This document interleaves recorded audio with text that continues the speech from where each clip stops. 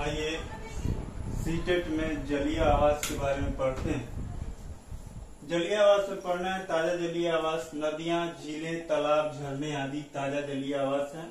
इनमें मछलियां, केकड़े, मगरमच्छ, टेडपोल, मेढक, केटफिश, सर्प, ड्रैगन आदि जंतु पाए जाते हैं। समुद्री आवास, समुद्री पानी में मछली, whale, dogfish, starfish, jellyfish, octopus, shark मछली, व्हेल मछली, समुद्री घोड़ा, समुद्री ड्रैगन, समुद्री कछुआ, मगरमच्छ, समुद्री सांप आदि जीव जंतु मिलते हैं। तटवर्ती आवास, इन क्षेत्रों में समुद्री जल एवं नदियों द्वारा लाए गए ताजा जल का मिश्रण मिलता है, अतः यहाँ मैंग्रोव प्रकार की वनस्पति की बहुलता रहती है। इसके बाद कुछ जंतु हैं जो धरती में होल बनाकर रहते हैं, जैसे चूहा, सांप, खरगोश, चींटी आदि। स्क्रीनशॉट लीजिए।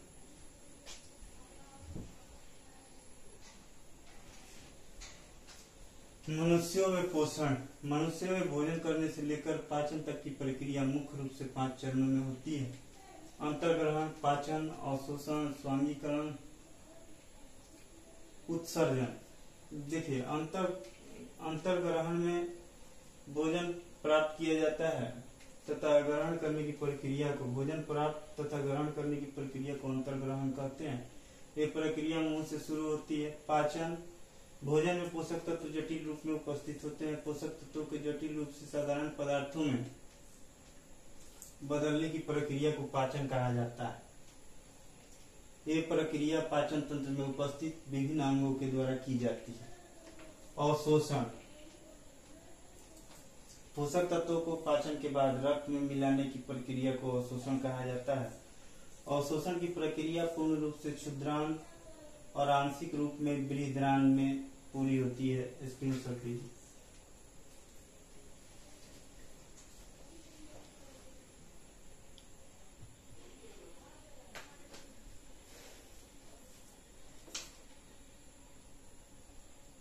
स्वांगीकरण, अवशोषण के बाद उन पोषक तत्वों का शरीर की वृद्धि तथा विकास के लिए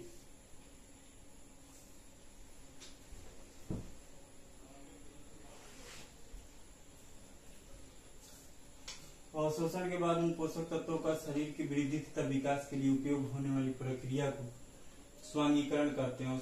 अवशोषित पदार्थों का स्थानांतरण रुधिर वाहिकाओं द्वारा शरीर के विभिन्न भागों तक होता है, जहां उनका उपयोग जटिल पदार्थों को बनाने में किया जाता है। इस प्रक्रिया को स्वांगीकरण कहते हैं।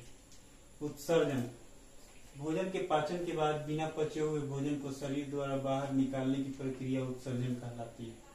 मनुष्यों में पाचन, भोजन एक सतत नली से गुजरता है जो मुख्य गुहिका से शुरू होकर बाहर तक जाती है। इस नली को विभिन्न भागों में बांटा जा सकता है।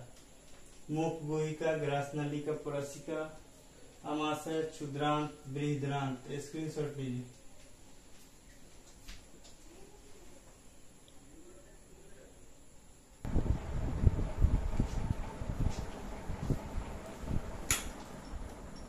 ये सभी भाग मिलकर आहार नाल का निर्माण करते हैं। अमाशय की आंतरिक भित्ति, क्षुद्रांत और आहार नाल से संबद्ध विभिन्न ग्रंथियां जैसे कि लाला ग्रंथि, यकृत, अग्नाशय, पाचन रस स्रावित करती है। पाचक रस जटिल पदार्थों को उनके सरल रूप में बदल देते हैं। आहार नाल एवं संबद्ध ग्रंथियां मिलकर आहार नाल का निर्माण करते हैं। अमाशय की आंतरिक भित्ति, क्षुद्रांत और आहार नाल से संबद्ध विभिन्न ग्रंथियां जैसे कि लाला ग्रंथि, यकृत, अग्नाशय, पाचक रस स्रावित करती है। पाचक रस जटिल पदार्थों को सरल रूप में बदल देते हैं। आहार नाल एवं संबद्ध ग्रंथियां मिलकर पाचन तंत्र का निर्माण करते हैं। स्क्रीनशॉट लीजिए।